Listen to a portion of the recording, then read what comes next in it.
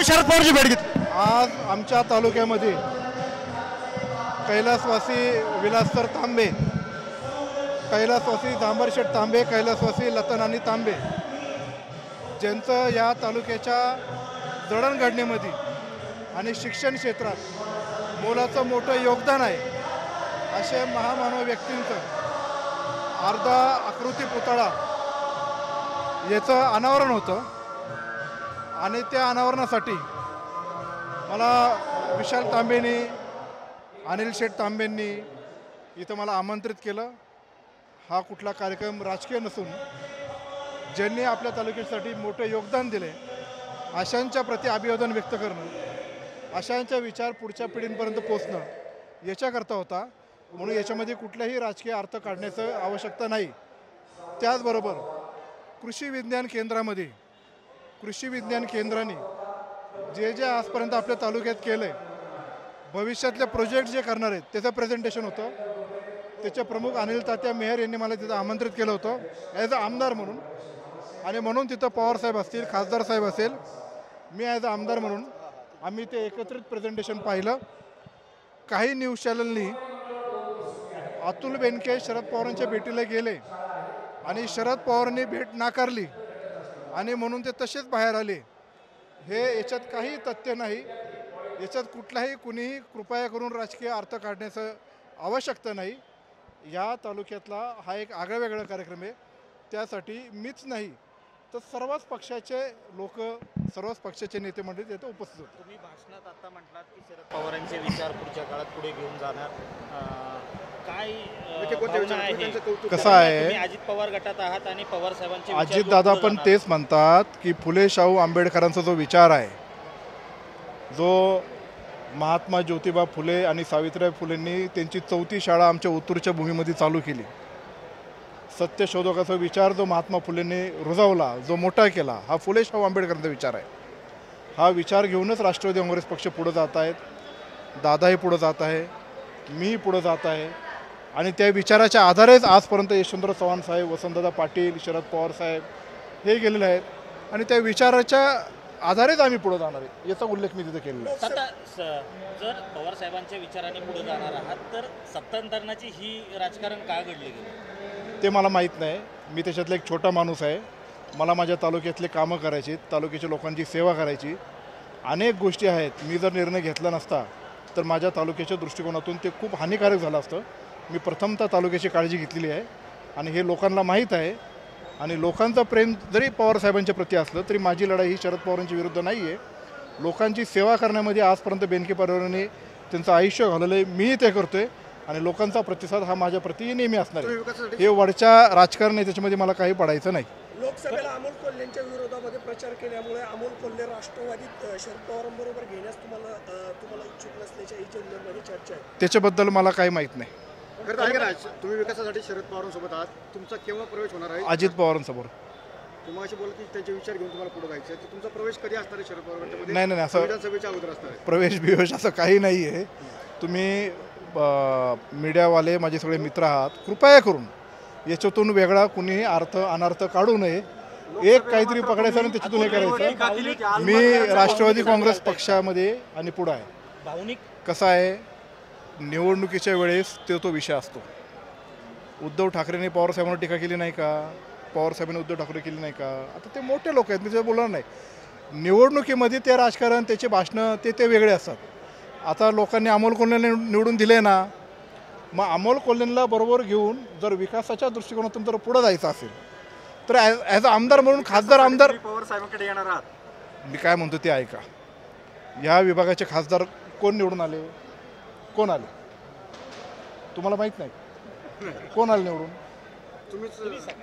अमोल कोल्हे निवडून आले. लोकांनी त्यांना प्रचंड मताधिक्याने निवडून आणलेलं आहे. आता इथं पुढं 5 वर्ष ते खासदार आहेत. आता 5 वर्ष त्यांनी आणि मी एकत्रित कारभार केला आहे आणि पुढचेही 5 वर्ष ते खासदार म्हणून आणि मी आमदार म्हणून आम्ही या तालुक्याचा विकास करत राहू. आमदार म्हणून तुम्ही मग शरद पवार गटातून जाऊन शरद पवार कसं आहे, नाही नाही नाही, लोकांचा प्रतिसाद माझ्या प्रती आहे. या तालुक्याची जनता मला निश्चित प्रकारे स्वीकारेल. याचं प्रत्येक तुम्हाला पुढं निवडणुकीमध्ये दिसेल. आणि पक्ष जरी वेगळे वेगळे असले तरी सगळ्यांना एकत्रित घेऊन जर पुढे गेलो तर जनतेचं त्याच्यामध्ये नुकसान होणार नाही. जनतेच्या हिताच्या दृष्टिकोनातून डॉक्टर अमोल कोल्हे एक सुशिक्षित डॉक्टर आहेत. त्यांना सगळ्या गोष्टीची समज आहे. नाही समज अशी नाही. मी पण सुशिक्षित इंजिनियर आहे, मलाही समज आहे. आम्ही एकमेकांशी डायलॉग करून पुढं तालुक्याच्या हितासाठी विकास कामं करत राहू. तुम्ही बोलात की व्यासपीठावरती सर्वांचं प्रेम माझ्यावरती आहे, म्हणजे याचा अर्थ काय घ्यायचा? कसं आहे, ह्या तालुक्याची एक वेगळी संस्कृती आहे. मी तुम्हाला परत सांगतो आणि त्याचे स्थानिक जे पत्रकार आहेत त्याचे साक्षीदार आहेत. या तालुक्यांनी किती आमदार पाहिले? झांबरशेठ तांबे पाहिले, या तालुक्यात शिवाजीदादा काळे पाहिले, दिलीपभाऊ ढमढरे पाहिले, कृष्णराव मुंडे पाहिले, आपले दीपक आवटेंचे वडील विना आवटी पाहिले, दशरथ काकडे पाहिले, ढोबळे साहेब पाहिले, बेनके साहेब पाहिले, दांगट साहेब पाहिले, सोनवणे साहेब पाहिले. आता मी आमदार आहे. ह्या तालुक्यात जेवढे आमदार होऊन गेले त्याचा उल्लेखसुद्धा शरद पवार साहेबांनी इथं केलेला आहे. आणि जेव्हा जेव्हा ते निवडणुका घडल्या त्यानंतर कुणीही द्वेषापोटी अशा कुठल्या दृष्टिकोनातून राजकारण केलं नाही. मीही केलं नाही आणि ह्या तालुक्यात कुणीही करत नाही. राजकारणाच्या व्यतिरिक्त सर्व लोक जुन्नर तालुक्यामधले एकत्र येतात आणि पुढं जातात. इतर तालुक्यात ते पाहायला मिळत नाही. जुन्नरची ती आजपर्यंतचं संस्कार आणि संस्कृती आहे. उलट याचा आदर्श अनेक तालुक्यांनी घ्यावा, इतर तालुक्यांनी घ्यावा, असं ह्या मताचं मी आहे. शरद पवारांचं नाव घेऊन सहानुभूती मिळवण्याचा प्रयत्न करतायत का? पवार साहेब हे आमचे कुटुंब प्रमुख आहेत. गेले 40-45 वर्ष आम्ही त्यांच्याबरोबर राहिलेलो आहे.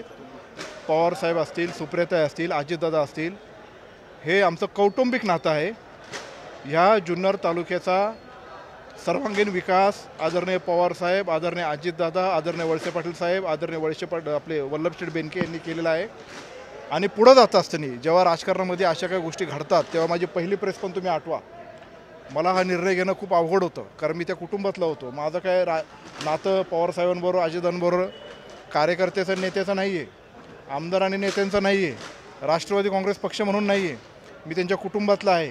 आणि मी अजूनही सांगतो, मी जेव्हा जेव्हा मुंबईला जातो, म्हणजे आत्ता एवढ्यात नाही, पण या महाराष्ट्रातला एकमेव आमदार असा आहे जे पवारसाहेबांच्या घरी राहिलं आहे, अजितदादांच्याही घरी राहिलं आहे. आता ते रोहित पवारांनी फ्लॅट घेतले तिथंही मी राहिलेलो आहे. का तर माझे कौटुंबिक संबंध आहे. मी जेव्हा जेव्हा बारामतीला गेलो, एकदा लेट झालं, मी त्यांच्या तिथं घरी राहिलेलो आहे. का तर मी त्यांच्या घरातला माणूस आहे. आणि म्हणून हे आमचं कौटुंबिक नातं आहे. राजकारणात काही जरी स्थित्यंतर झाले असेल, राजकीय वाटा जरी काही जरी असल्या, तरी पवारसाहेबांचा आशीर्वाद हा कायम माझ्या पाठीमागं निश्चित प्रकारे उभा राहणार. स्वागताचे बॅनर तुम्ही लावले, त्याच्यावरनं अजित पवारांचा फोटो मात्र गायब झालाय. फक्त शरद पवारांचाच फोटो त्याकडे. मी राष्ट्रवादी काँग्रेस पक्षाचं चिन्ह किंवा नाव टाकले का? नाही टाकलं. हे मी जे स्वागत केलं आहे तालुक्याचा आमदार म्हणून केलं आहे. आणि बेनके परिवार आणि पवारसाहेबांचं एक घट्ट नातं आहे म्हणून मी केलेलं आहे. त्याच्यात कुठल्याही पक्षाचा नेत्याचा फोटो नाही. तिथं स्वर्गीय वल्लभशेठ बेनके, अतुल बेनके आणि तालुक्याचा लोकप्रतिनिधी म्हणून मी आदरणीय पवारसाहेबांचं स्वागत केलं. म्हणजे तुम्ही शरद पवार गटात प्रवेश करणार आहात का? असं अजिबात नाही आहे. आता साहेब येणार म्हटल्यावर त्यांचं स्वागत करणं हे माझं कर्तव्य आहे. जर यदा कदाचित पुढं पॉलिटिकल इव्हेंट्स आले किंवा काही गोष्टी आल्या किंवा महाविकास आघाडी किंवा त्यांच्या पक्षाच्या माध्यमातून असलं तर तिथं मी जाऊ शकणार नाही. पण जिथं जिथं नॉन पॉलिटिकल गोष्टी तिथं मी जाणार ना. तुम्ही अनेक वेळा उल्लेख केला की आमचे कौटुंबिक संबंध आहेत, पण पाठीमागच्या वेळेस पवार साहेबांना ज्यावेळेस विचारलं गेलं त्यावेळेस पवार साहेब स्वतः म्हणले कोण अतुल बेनके. हे बघा, तेव्हा पण मिसकोड झालं आणि गोष्टी झाल्या. त्याच्यानंतर सुप्रियाताईंचं माझं बोलणं झालं, पवारसाहेबांचं पण माझं बोलणं आलं. मी स्पष्टपणे असं म्हटलं होतं की राजकारणात काहीही होऊ शकतं. यदा कदाचित महायुती असं होईल किंवा शरद पवार हे येतील. पण मी असं पण म्हटलं होतं की मी एक छोटा माणूस आहे, मी याच्यावर काय सांगू शकत नाही. पण माझं अर्धवट कोट पत्रकारांनी साहेबांना विचारलं की अतुल बेनके असं म्हणतात की पवारसाहेब आणि अजितदादा एकत्र येणार. आणि म्हणून पवारसाहेबांनी सांगितलं की कोण अतुल बेनके, ते काय पक्षाचे अध्यक्ष आहेत का? आणि अशा गोष्टी जर एखादा ज्याचं महत्त्व तेवढं मोठं नाही ते जर करत असतील तर तुम्ही कशाला मला ते असे प्रश्न विचारतात? आणि त्याच्याबद्दल जे काही गैरसमज झाले त्याच्यानंतर माझं आणि सुप्रियाताईंचं बोलणं झालं आणि साहेबांचं माझं पण बोलणं झालं. तुम्ही राष्ट्रवादीच्या संपर्कात आहात का? शरद पवार साहेबांशी बोलणं झालं म्हणताय. मी संपर्कात असं अजिबात नाही. जसं कौटुंबिक नातं सगळे पवार फॅमिली अजूनही एक आहे, तसं कौटुंबिक नात्याने बेनके फॅमिली आणि पवार फॅमिली अजूनही एक आहे. भविष्यात विधानसभेला तुतारी विधानसभेच्या आणि घड्याळ हे 2 चिन्हावर लढणारे तुम्ही म्हणताय कौटुंबिक मी आता कुठल्या पक्षात आहे, कौटुंबिक संबंध आहेत, कुठल्या पक्षात आहे तुम्हाला सगळ्यांना माहीत आहे. एकंदरीत पाहिलं मी लोकसभेला कोणाचं काम केलं हे तुम्हाला माहीत आहे. मी 4 दिवसापूर्वी आमचा जनसन्मान यात्रेचा कार्यक्रम काय काय घेतलं हे तुम्हाला माहीत आहे. पण तुम्ही म्हणून मी पुढे जात असताना माझी जी दिशा आहे ती मी वारंवार प्रत्येक अधोरेखित करायचे. हे काय करण्याचं काही कारण नाही. आज फक्त साहेब इथं आलेत आणि साहेबांचं स्वागत करणे माझं कर्तव्य आहे. त्या कार्यक्रमामध्ये सहभागी होणं माझं कर्तव्य आहे. अनिल शेठ तांबे स्वतः मला पत्रिका घेऊन आले होते. विशाल तांबे स्वतः मला पत्रिका घेऊन आले होते. आणि ते जेव्हा येतात आमच्या बेनके फॅमिली हे तांबे परिवार हे एक आहे. विशाल तांबेंचं आणि त्यांचं कुटुंब आजपर्यंत आम्ही विलास सरांनी आणि बेनके साहेबांनी काम केलेलं एकत्र आहे. वैभव तांबेनं आम्ही एकत्र उतुरची ग्रामपंचायत एकत्र लढलेली. हे प्रेम काय मिटणार आहे का? हे प्रेम मिटणार नाही. हे आम्ही सगळे प्रेमाची माणसं आहेत आणि हे प्रेम तुम्हाला येत्या निवडणुकीमध्ये दिसेल. सध्या तुम्ही पवार साहेबांच्या देखील जवळ आहे आणि अजितदादांच्या देखील जवळ आहे. एकंदरीत भविष्यात मी राष्ट्रवादी काँग्रेस पक्ष घड्याळ याचा माणूस आहे आणि पवार फॅमिली म्हणून मी पवार साहेबांबरोबर आहे, सुप्रियाताईबरोबर आहे, अजितदादाबरोबर आहे, सुनेत्रा बहिणींबरोबर आहे, पार्थदादाबरोबर आहे, रोहितदादाबरोबर आहे. ते पवार आणि बेनकेंचं प्रेम ह्या राजकारणामुळं किंवा या सगळ्या गोष्टीमुळं किंचितही कमी होणार नाही. तुम्ही सगळ्यांच्या बरोबर आहात म्हणता, मग पवार साहेब आणि अजित पवार एकत्र येतील भविष्यकाळात? ते मी बोलणार नाही. पण तुम्हाला माहिती असेल तुम्ही दोन्ही कुटुंबाचं तुमचं रिलेशन तेवढं महत्वाचं आहे. अशा काही चर्चा राजकारणातला मी छोटा माणूस आहे. मला तरी याच्यावर मी काय भाष्य करू शकत नाही. मला ते माहीत पण नाही आणि मी याच्यावर बोलणार नाही. मी बोलू शकतो. राष्ट्रवादी काँग्रेसमध्ये दुफारी निर्माण झाली त्यावेळेस तुम्ही तटस्थ भूमिका घेतली होती. आता त्यानंतर आमदारकी लढणार नाही असं तुम्ही कुठं त्यावेळेस निर्णय घेतला होता. आता काय भूमिका तुमची बदलली की काय आली?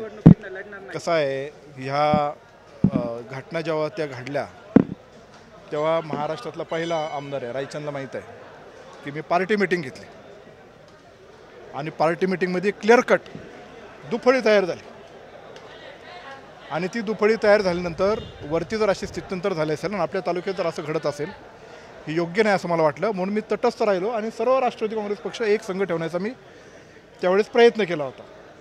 आणि अशा गडबडीमुळं अर्धी पार्टी इकडं असेल तर असं चालणार नाही. पण ह्या तालुक्याचे काय गोष्टी मला इतकं ते पूर्ण करायचे होते. उलट वल्लभशेठ बेनके साहेबांचे अधूर राहिलेले स्वप्न मला पूर्ण करायचे होते. त्याकरता मी आदरणीय दादांबरोबर आणि वळसे पाटील साहेबांबरोबर राहून ह्या तालुक्याच्या विकास कामासाठी खूप पुढे गेलो. ह्या तालुक्यातली राष्ट्रवादी काँग्रेस पार्टी जी काय आता 2 ठिकाणी जरी गेली असली तरी ह्या दोन्ही संघटना आत्तापर्यंत माझ्याबरोबर होती. मधल्या ह्या 6-7 महिने जरी नसली तरी इथून पुढच्या कालावधीमध्ये ते एकत्र येऊन पुढे गेले आपल्याला पाहायला मिळेल. खरं तर महायुतीमध्ये कुठेतरी जुन्नर तालुक्यामध्ये आलबेल नाही आहे. त्यामुळे आशाताई बुचकेंनी आंदोलन केलं आणि याचा धसका घेत तुम्ही महाविकास आघाडीच्या वाटचाल करत आहे असं हे बघा, मी कोणाचा काय धसका घेत नसतो. आशाताईंनी त्यावेळेस जे आंदोलन केलं हे मला त्यांचं गैरसमज झाला असं वाटलं होतं. पण तो गैरसमज नव्हता. त्यांनी जाणून बुजून ते केलेलं आहे. ती जी बैठक होती ती जनसन्मान रॅली राष्ट्रवादी काँग्रेस पक्षाचा एक पार्ट होता. जनसन्मान रॅलीमध्ये प्रत्येक तालुक्यात एक मोठा मेळावा आणि त्या तालुक्याच्या निगडीत असलेला जो महत्त्वाचा विषय असेल त्याच्या बाबतीतचे चर्चासत्र हे आयोजित करण्यात आलं होतं. त्यांनी आदल्या दिवशी असे मेसेजेस पाठवले की शासकीय कार्यक्रम असताना महायुतीतले आम्ही घटक असताना आम्हाला का नाही बोलतो. हा एकतर शासकीय कार्यक्रम नव्हता, तो पक्षाचा कार्यक्रम होता. पर्यटनामध्ये मी जे आजपर्यंत काम केलं, मी अजितदादांनी जे काय काम केलेलं आहे त्याचं शोकेश करणं, ते लोकांबरोबर चर्चा करणं याच्यासाठी तो कार्यक्रम होता. याच्यामध्ये तालुक्यातल्या सगळ्याच सरपंचांना आमंत्रित केलं होतं. असं म्हटलं नाही की हा BJPचा आहे, हा शिवसेनेचा आहे, हा राष्ट्रवादी शरद पवारांचा आहे, काँग्रेसचा आहे. सगळ्याच सरपंचांना बोलवलं होतं कारण हा तालुक्याचा विकास आराखडा होणार होता. आणि हे आदल्या दिवशी जेव्हा प्रशासनातले अधिकारी त्यांना समजून सांगण्यासाठी जेव्हा तिथे गेले तरीसुद्धा त्या ऐकण्याच्या मनस्थितीत नव्हत्या आणि त्यांना ते निदर्शनं करायचीच होती. ठीक आहे, त्यांनी तो केला, त्याच्याबद्दल मला काय म्हणायचं नाही. आम्ही विकास कामाच्या माध्यमातून आजपर्यंत पुढं झालो आहे आणि असे कुणी जरी काय असे करत राहिले तरी आम्ही पुढं गेल्याशिवाय राहणार नाही. घोषणा देताना तुम्हाला पिट्ट्या वगैरे अशा वैयक्तिक टीका करत आहे त्यांच्यावर? वैयक्तिक टीका त्यांनी केली म्हणून मी त्यांच्यावर प्रति करणार नाही. ते आमच्या तालुक्यातले ज्येष्ठ नेते आहेत शेवटी हा आमचा संस्कारक्षम आणि सुसंस्कृत असणारा तालुका आहे. तालुका आमचा पाहतोय कोण किती संस्कारक्षम आहे आणि कोण किती संस्कृत आहे. आणि राहिला पिट्ट्याचा विषय, पिट्ट्या काय चीज आहे, पिछले बार दिखाए अभी भी दिखाएगा. अतुल बेनके घड्याळ हातात घेऊन तुतारीच्या विरोधात विधानसभेला रिंगणात राहणार. मी राष्ट्रवादी काँग्रेस पक्ष अजितदादांबरोबर आहे. घड्याळ घेऊन तुतारीच्या विरोधात राहणार. मी पुढे अजितदादांच्या नेतृत्वाखाली पुढच्या विधानसभेला सामोरे जाणार आहे. याचा अर्थ आजपर्यंत आम्ही जे काही कार्य केले म्हणून माझी लढाई ही पवार साहेबांच्या विरुद्ध आहे असं अजिबात कोणी समजायचं काही कारण नाही. पवार साहेबांचे विचार घेऊनच, त्यांनी जे काही रुजवलेले आहेत ते विचार घेऊनच पुढं आम्ही निश्चित प्रकारे जाणार आहे. आणि म्हणून पुढं जात असताना मी तुम्हाला आज सगळं सांगणार नाही, पण एवढंच सांगतो की पवार साहेबांचा आशीर्वाद माझ्या पाठीशी ठामपणे उभा आहे.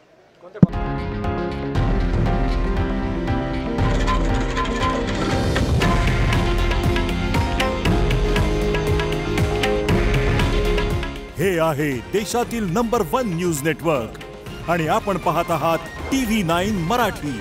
काळजी तुमची, हित महाराष्ट्राचं.